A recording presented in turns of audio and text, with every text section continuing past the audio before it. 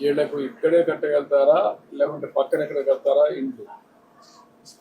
మీరు ముగ్గురు ఇల్లే షేర్ చేసుకుంటారు సార్. మూడు ఫ్యామిలీస్ కూడా ఇంటి పట్టారు. ముగ్గురు మొన్న దాకా 3 నెలల దాకా 4 కుటుంబాలు ఉన్నాం సార్. మా అత్తయ్య మా మామయ్య గారు మొన్నే 3 నెలల కింద చనిపోయారు సార్. ఇప్పుడు 3 కుటుంబాలు మా అత్తయ్య ఉంటున్నారు సార్. ఇది 2.5 సెంట్లు 5 సెంట్లు అయితే మా పెద్ద మామయ్యలు అక్కడ ఉంటున్నారు. తర్వాత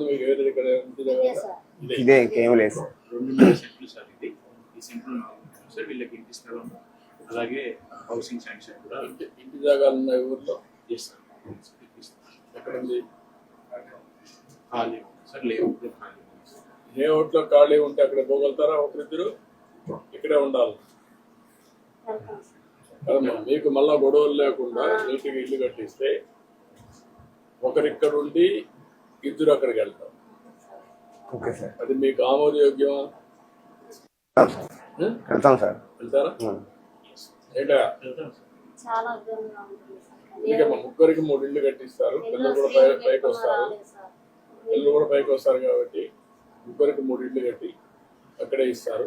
మీరు అక్కడికి వెళ్ళండి. 3 ఇళ్ళు కట్టిస్తాం. మీ ఇద్దరికి మెకానిక్ షాప్. అతను ఏం చేస్తారు? అతను మామూలుగా సిమెంట్ పని చేస్తాం. చెవుడు కొంచెం కనపడదు. ఆయన ఎట్లా ఆదుకుంటాం?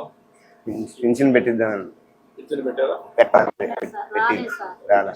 పింఛన్ ఇచ్చేసి అతనికి పింఛన్ ఇచ్చేసి అతన్ని సెటిల్ చేయండి. చేయండి. ఈ పిల్లల ఆప్షన్లో ఏం చేయాలో మనం అనుకోవచ్చాను. మీ ఫోన్లో ఇప్పుడు కొత్తగా ఊరు తీసుకొచ్చాను. మార్గదర్శి బంగారు కుటుంబం. ఇప్పుడు నాకు వదిలిపెట్టండమా, అన్ని చేస్తాం. మీలాంటి పేదవాళ్ళందరూ పైకి రావాలి. అందుకే నేను ఇక్కడికి వచ్చాను. నాకు అర్థమైంది. నేను ఎక్కడికి పోయినా మీటింగ్కి వచ్చి వెళ్ళిపోవడం లేదు.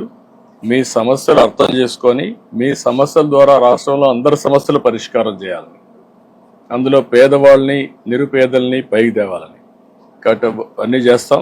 ధైర్యంగా ఉండండి.